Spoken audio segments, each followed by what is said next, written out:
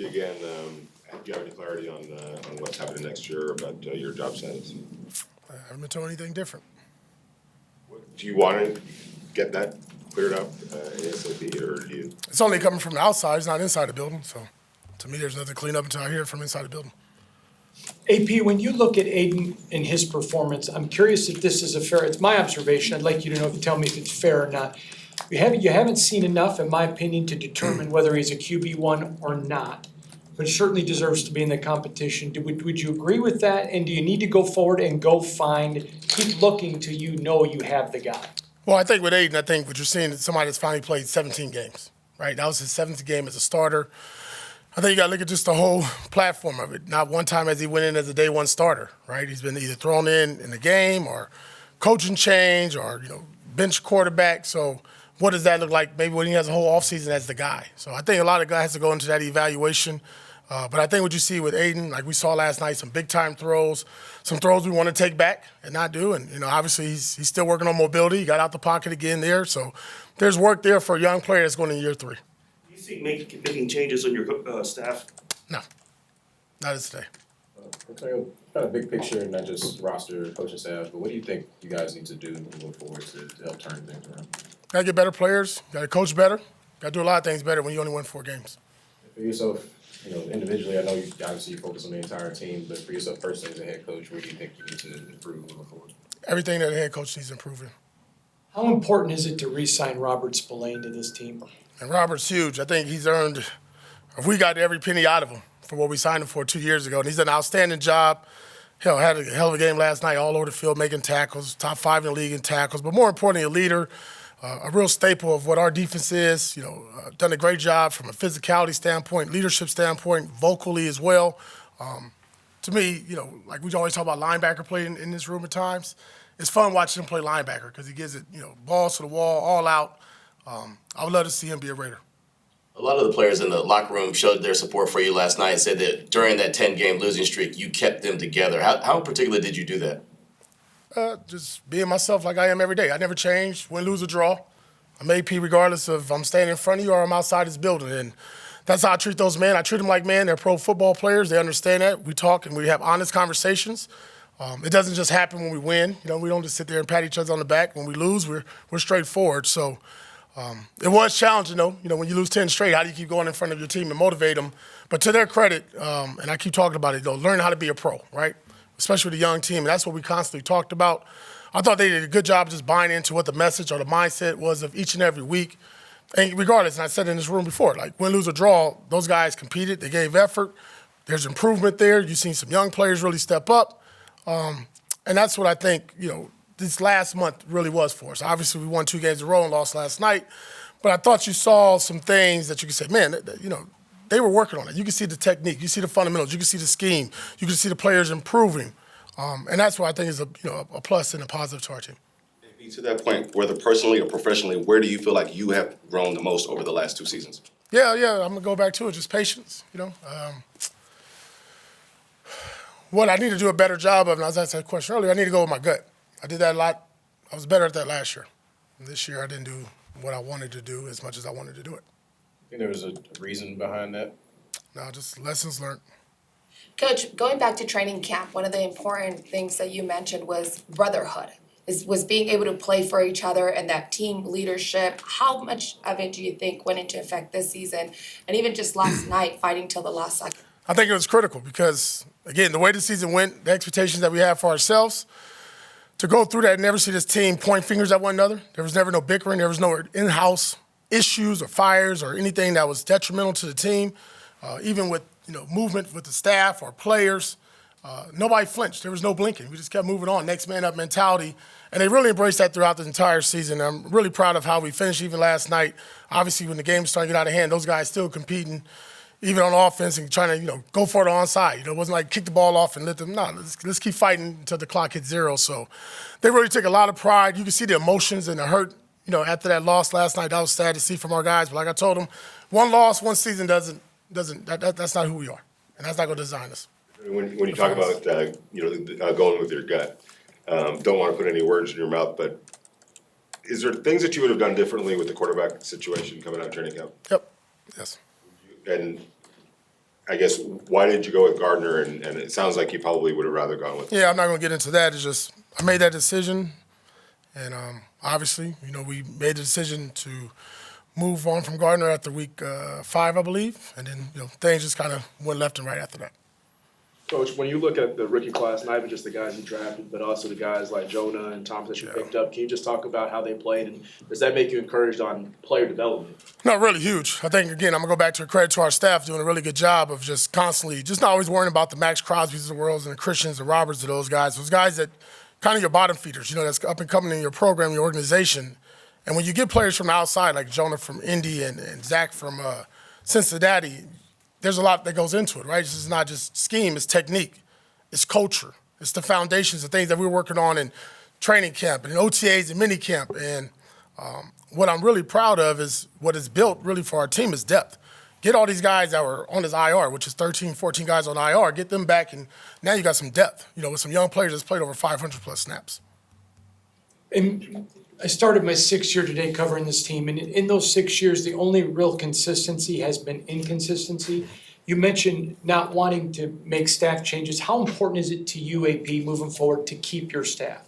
Yeah, it's critical. I mean, we're going to look at it. We're going to talk. I mean, obviously, it's going to start with me whenever I talk with Telesco and Mark when we have our conversations. But then it goes into the coordinators and our position coaches, right? Obviously, there's a lot of things that we want to do better, wish we could have done better, called better. All those things of nature. Then you got to ask yourself, okay, where's the growth at, right? And how do we grow and with who we're growing with? And I think at that time you got to make decisions. But you see it every year. There's going to be some turnover, right? You want consistency, but you got to do what's best for the team. And what does best for us is certain position groups where we need to improve.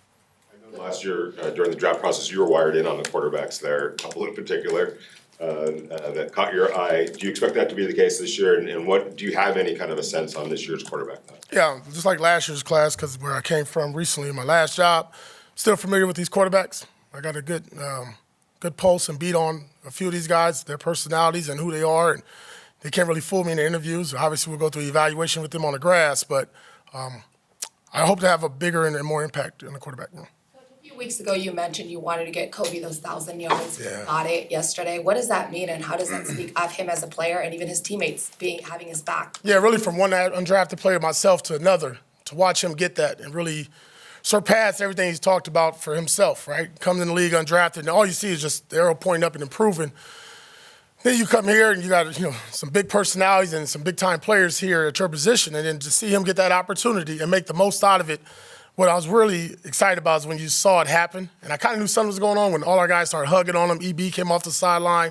A lot of guys patted him on the back. We kind of knew what we needed to do for Jakobi, but Jakobi did it. Jakobi played his ass off last night. I've been saying this from the jump.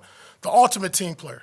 Like, it's hard to get a receiver that want to go in there and crack a D in or go get a linebacker, go get a safety, then go put up 1,000. That doesn't really happen. That's not very common. You mentioned Spillane. There's a lot of defensive guys who will be free agents this offseason. How important for you is to get those guys back next year? Yeah, I think it'd be critical once me and Telesco get together, just grow through that, right? Really look at it. It's got to make dollars and cents for everybody, not just for the Raiders, but for the player as well. Understand the business side of that. But these gentlemen, I thought, all year have played their tails off, some deserving of a contract, and others, probably have to move on from. Coach, Back to the coordinators and stuff, you changed your OC in the middle of the season. What did you like about the job that Team Turner did, both Scott and Norv? Yeah, really, I thought it just, when you watched us play, it just looked right? I just go from the run game alone, and we still have a lot more improvement there. We didn't end the season where we wanted to run the football. Obviously, everybody knows that, what we want to do and being physical. But I thought you just saw more chemistry, some more continuity, the attention to details, the execution from there. I thought our pass protection, even again last night against a very good team with some DNs and some outside backers that can rush, did a good job protecting the quarterback. And like we always talked about with the Raiders, you want to see shots down the field. And that happened more and more often. In the same vein, Patrick Graham's been here ever since you have been. What have you liked most about working with him? What have you learned from him? Yeah, Patrick's been great. Obviously, when he got the job, one of the first guys he called, and we jumped on board and worked together. Patrick's a very sharp, obviously intellectual individual. Going to be a head coach in this league. He's been a really good coordinator for us for the 3 years, and we'll see what happens this offseason.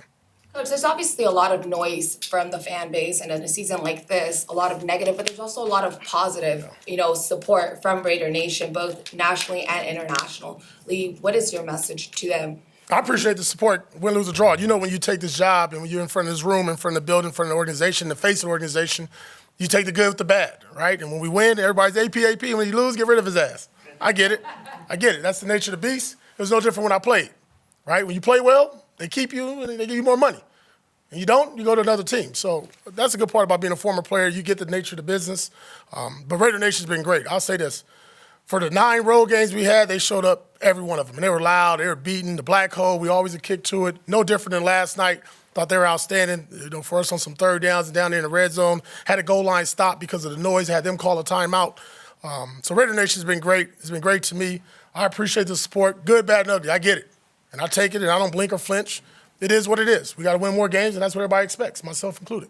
Coach, is there any one reflection that you have on this season that... I'm sorry, can you start again? Is there any kind of reflection or a takeaway, a moment that you have from this season that you hope to carry into next season for this team? It's a good question. To be honest, I think we got to really look at, just how we handle our business in training camp and that transition. When I look at how and what we did with Costa Mesa, I thought it was a very good experience for our team. But just see when we got back, we just got hit with injuries. So, I really look back at that. We talked to our medical staff and training staff of what we can do a better job of that. Now, a lot of these injuries were contact football injuries, and just the nature of the beast, it just happens. But as I look back, just when you're moving guys around from one place to the other, what's the impact on your team? I'm not saying that's good or bad, but that's just something that on top of my head that I know I've been thinking about. Speaking of injuries, how big would it be to get Malcolm Kuntz back? He didn't get to play at all this year. If there's one injury that really frustrated and hurt me this year was Malcolm, because he had a hell of a training camp, really a hell of offseason. Then we go in training camp, and, he's looking really, really good. And I know it's against our offense, and, we got in a couple games in preseason, but the bend, the power, the confidence was back. He had that swag to him.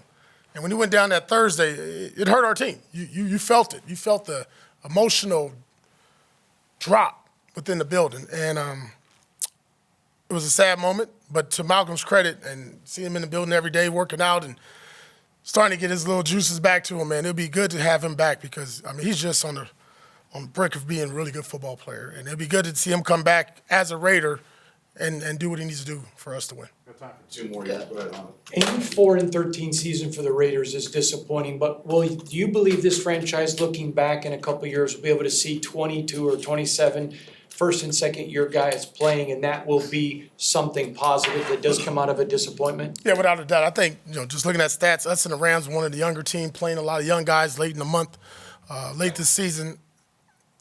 What I think is going to happen with this season is there's going to be a lot. There's a lot that I'm going to take from Telesco and Mark and our players, and we're going to look back and say, okay, why, right? And we're going to figure out that why over the next couple of months. Then we get back in this bad boy, which I expect our guys to do, and be just like they were last year, in here in February, in here in March, when we start an off-season program, to have more of a chip, right? Because there was some opportunities that we had where we're on the goal line, 6 inches from the goal line, or 4 yards there. We got an opportunity on third down or fourth down to make a stop, to have this narrative of losing go away. And again, I've said it before, when enough is enough and we make up our minds we're going to do it right and can be consistently doing it right, and you said that word earlier, consistency, we'll be okay. Coach, on a personal level, how much have you enjoyed, kind of having your son as well on this coaching staff, and how much in his personal development and his professional development do you think this experience has helped him? No, really cool, really cool. Get it?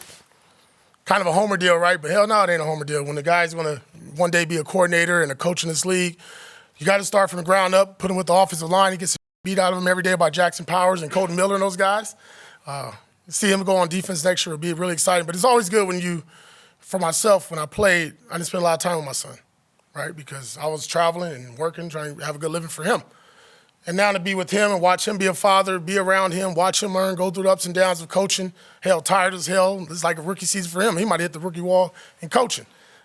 But to understand and see that process and see how driven he is, that's like the second find. To see how driven he is really cool. Cool. Hey, appreciate you guys, man. Good luck. Love you guys.